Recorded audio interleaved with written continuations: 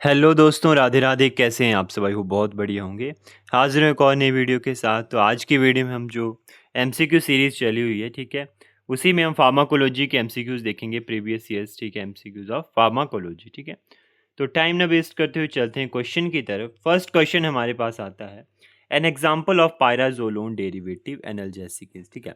पायराजोलोन जो derivative analgesic है उसका एग्जाम्पल क्या है? इसमें से फिनासेटिन, फिनाइल ब्यूटाजोन, इंडोमिथासिन या मेफानिमिक एसिड। देखिए, आंसर साथ साथ में आपको दिए गए हैं, एक्सप्लेनेशन के साथ दिए गए हैं। कुछ चीज़ें जो मैं कोशिश करता हूँ कि आपको अच्छे से समझा सकूँ, ठीक है। देखिए, लाने को डायरेक्ट एमसीक्यूज भी ला सकता हूँ और ऑप्शंस आपको बता के जा सकता हूँ, लेकिन कोशिश करता हूँ कम चीज़ें लेके आऊँ, लेकिन आपको कुछ चीज़ें जो है वो क्लियर हो सके, ठीक है।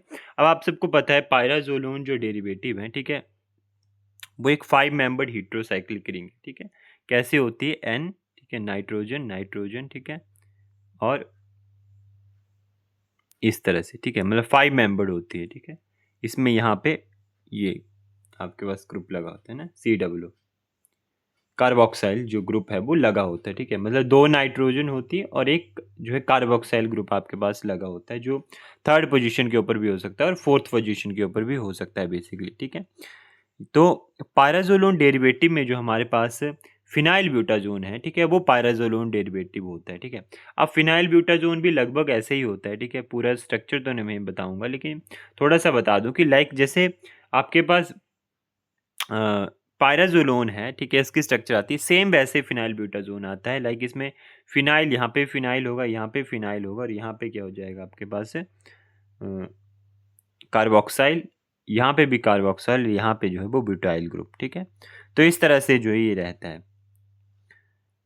तो आप यहाँ पे एक्सप्लेनेशन में देख सकते हैं कि phenyl butazone is an example of pyrazolone derivative, ठीक है, एंड इज एन एनाल्जेसिक, ठीक है। It is a member of class of pyrazolidine that is one two diphenyl pyra pyra pyrazolidine, ठीक है, 3,5 dione carrying a butyl group, ठीक है।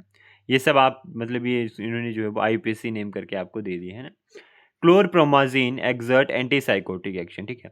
जो chlorpromazine है आपकी, वो क्या देती है? एंटीसाइकोटिक एक्शन देती है ना।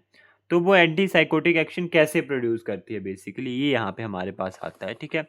तो ऑप्शन हमारे पास जो सी है वो करेक्ट आ जाता है, blocking post synaptic dopamine receptor. अब पोस्ट साइनेप्टिक डोपामिन रिसेप्टर कौन से होते हैं? पोस्ट साइनेप्टिक डोपामिन रिसेप्टर होते हैं जो आपके बोल सकते हो आप जिनको जी प्रोटीन कपल रिसेप्टर होते हैं, ठीक है, जो कि रिसीविंग न्यूरॉन्स के ऊपर जो होते हैं वो प्रेजेंट होते हैं, ठीक है। तो इनको जो है वो ब्लॉक करता है, ठीक है, क्लोरप्रोमाजिन। तो नीचे दिया भी गया है, ये एंटीसाइकोटिक क्लास की होती है और इनको फर्स्ट जनरेशन एंटीसाइकोटिक्स माना जाता है, ठीक है, and exert as a blocking post synaptic dopamine receptor, ठीक है। This medicine is use to treat certain mental and mood disorder as schizophrenia, manic phase, bipolar disorder and others, ठीक है।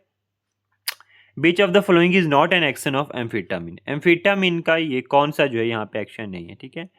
तो पहला आता है potent CNS stimulation, decrease systolic diastolic BP, increase mental and physical activity and reduce appetite, ठीक है। तो बाकी सारे एक्शन है, लेकिन ऑप्शन बी नहीं है, ठीक है। बेसिकली एम्फिटामिन जो है वो सिस्टोलिक और डायस्टोलिक बीपी, मतलब इन शॉर्ट बोलें तो बीपी को कम नहीं करती, बीपी को बढ़ा देती है, कंस्ट्रिक्शन करवा देती है ब्लड वेसल में और बीपी को बढ़ा देती है, इसलिए ऑप्शन बी जो है वो करेक्ट होगा, ठीक है। Sympathetic blocking drug like guanethidine act as, ठीक है, जो सिंपैथेटिक ब्लॉकिंग ड्रग है, सिंपैथेटिक मतलब आपके पास जो सिंपैथेटिक ड्रग्स हैं, मतलब जो ब्लॉक करती हैं, ठीक है, ग्यूनिथिडीन जिनमें आती है एक, ठीक है, वो कैसे एक्ट करती है बेसिकली, ठीक है। तो आपको पता होना चाहिए कि वो कैसे एक्ट करती है। तो ऑप्शन सी यहाँ पे करेक्ट है कि interfering with the transmission of impulse, ठीक है। जो ट्रांसमिशन ऑफ इम्पल्स है उनके साथ इंटरफेयर करती है cross post ganglionic adrenergic neuron, ठीक है। अब जो पोस्ट जो एड्रेनर्जिक न्यूरॉन्स होते हैं वो क्या होते हैं? वो रिलीज करते हैं नॉर एपिनेफ्रिन, ठीक है। नॉर एपिनेफ्रिन रिलीज करते हैं न्यूरो रिसेप्टर जंक्शन के ऊपर, ठीक है, और एक्ट होते हैं एडर्जिक रिसेप्टर्स के ऊपर, मतलब नॉन एपिनेफ्रिन रिलीज करेंगे और एडर्जिक रिसेप्टर के ऊपर जो है वो एक्ट करेंगे। इसलिए जो है वो जो गैनिथिडीन है हमारे पास, वो किसको इंटरफेयर कर देती है? ट्रांसमिशन ऑफ इम्पल्स, ठीक है, अक्रॉस पोस्ट गैंग्लियोनिक एडर्जिक न्यूरो। ठीक है। ग्वेनेथिडीन जो है एंटी हाइपरटेंसिव ड्रग है, रिलैक्सिंग ब्लड वेसल्स को रिलैक्स कर देगी। It block the effect of post ganglionic sympathetic neurons stimulating the interfering with the synthesis of transmitter. Beach of the following is not N muscarinic action of the acetylcholine. ठीक है। अब muscarinic receptor मतलब acid जो muscarinic action है acetylcholine का, इनमें से कौन सा नहीं है? तो देखिए ऑप्शन सी जो है वो आपके पास आ जाता है कि ये जो है इसका एक्शन नहीं है। क्योंकि देखिए अगर आपने देख पढ़ा होगा मस्करेनिक रिसेप्टर, तो 5 तरह के मस्करेनिक रिसेप्टर आते हैं ना। तो इनको याद रखने की एक ट्रिक रहती है बेसिकली। पहले खाओ, मतलब खाओ मीन्स पेट, ठीक है, मतलब स्टमक। फर्स्ट M1 जो है वो कहाँ पे है? स्टमक में, ठीक है। लोकेशन बताएं तो पहले खाओ मतलब स्टमक, ठीक है। तो स्टमक में क्या हो गया आपके पास कि इंक्रीज करेंगे, गैस्ट्रिक सिक्रेशन को इंक्रीज करेंगे।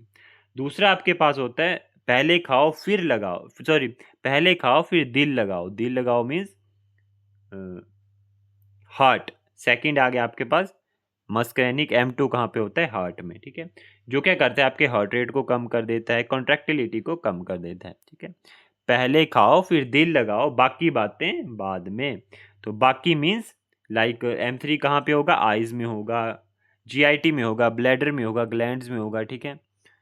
और क्या हो गया? पहले खाओ फिर दिल लगाओ, बाकी काम बाद में, अभी सिर मत खाओ, ठीक है। तो M4 और M5 कहाँ हो जाएगा? सिर मत खाओ मीन्स CNS में हो जाएगा।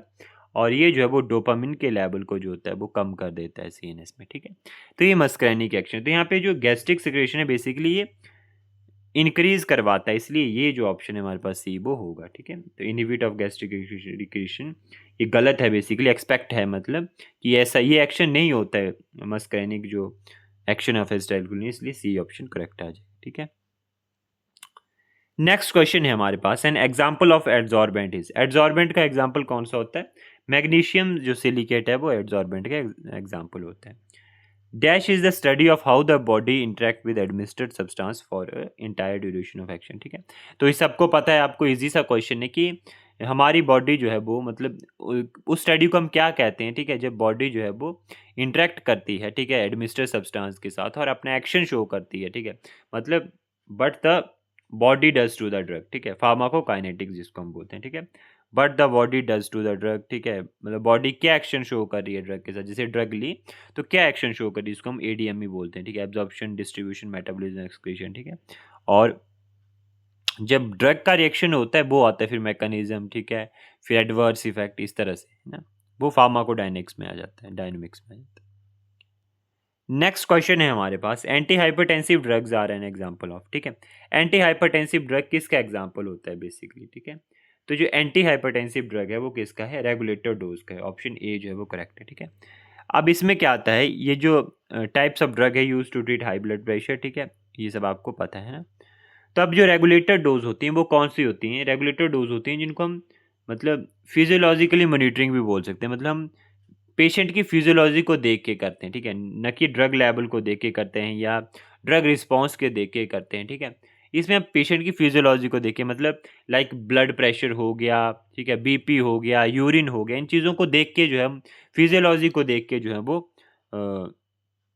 ड्रग की एफिकेसी को बताते हैं ना, पेशेंट की फिजियोलॉजी। तो वो रेगुलेटर डोज में आते हैं। अब रेगुलेटर डोज में कौन कौन सी ड्रग्स आती हैं अगर उन चीज़ों को हम पढ़ें, तो यहाँ पे आ जाता है अ हैप्पी, सॉरी यहाँ से लिखता हूँ, ठीक है, एक निमोनिक्स आ जाता है रेगुलेटर डोज को याद रखने के लिए। A happy doctor adjust gently, ठीक है।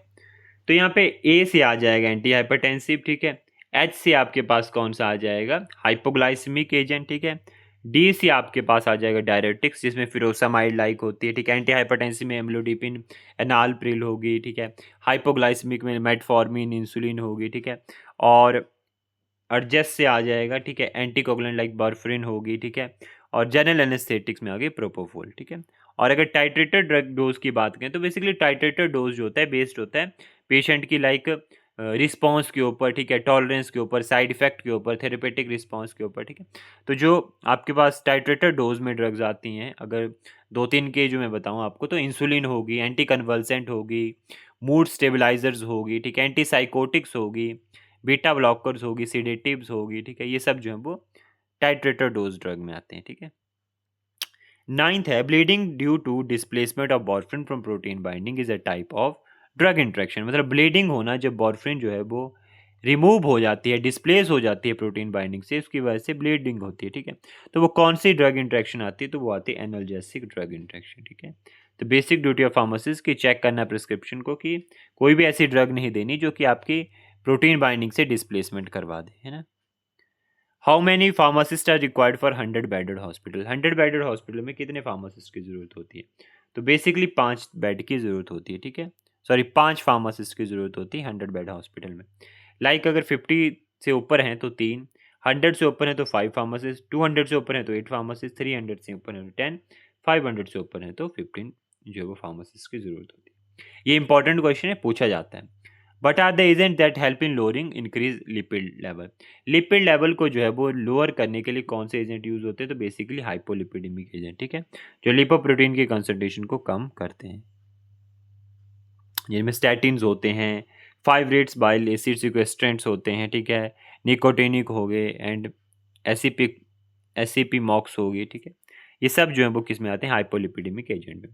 Scientific research is the primary source of, ठीक है। साइंटिफिक रिसर्च जो होती है वो किसका प्राइमरी सोर्स होता है, तो वो बेसिकली ड्रग इन्फॉर्मेशन का प्राइमरी सोर्स होता है। आपके पास 3 तरह के सोर्सेज आते हैं, प्राइमरी, सेकेंडरी, टर्सरी, ठीक है। प्राइमरी मतलब एक रिसर्च आपके पास आ गई, सेकेंडरी में रिव्यू आर्टिकल्स आ गए, टर्सरी में कोई टेक्स्ट बुक्स आ गई, ठीक है, ये इस तरह से होता है। तो हमारे पास यहाँ ऑप्शन सी जो है इसमें आ जाएगा ड्रग इन्फॉर्मेशन, ठीक है।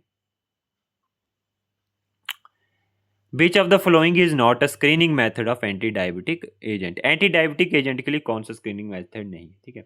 तो फर्स्ट है adrenaline induced acute hyperglycaemia, second भी है, थर्ड भी है, लेकिन फोर्थ जो है वो नहीं है। टूथ पल्प स्टिमुलेशन मेथड जो होता है बेसिकली आपके टूथ से रिलेटेड जो है वो टेस्ट होता है, ठीक है, जो कि डेंटिस्ट्री में यूज होता है, ठीक है। ये सब आप एक्सप्लेनेशन में नीचे पढ़ सकते हैं, ठीक है जी। नेक्स्ट क्वेश्चन है dash are the drug use to treat rhinitis and other allergy condition, ठीक है। रिहिनाइटिस जो होता है इसमें क्या होता है कि आपके नोज़ वगैरह से मतलब फ्लो बढ़ जाना नोज़ का, ठीक है, म्यूकस का फ्लो एक तरह से बढ़ जाना, ठीक है, एलर्जी कंडीशंस हो जाना, ठीक है, आपको रैशेज वगैरह आ जाना, ठीक है। तो रिहिंटस और एलर्जी कंडीशन किसके मतलब किससे ट्रीट हो सकती है, तो वो एंटीहिस्टामिनिक ही ड्रग है जिससे दोनों चीज़ें ट्रीट होती है, ठीक है। लास्ट क्वेश्चन है जनरल एनेस्थेटिक्स आर, ठीक है, dash of the central nervous system.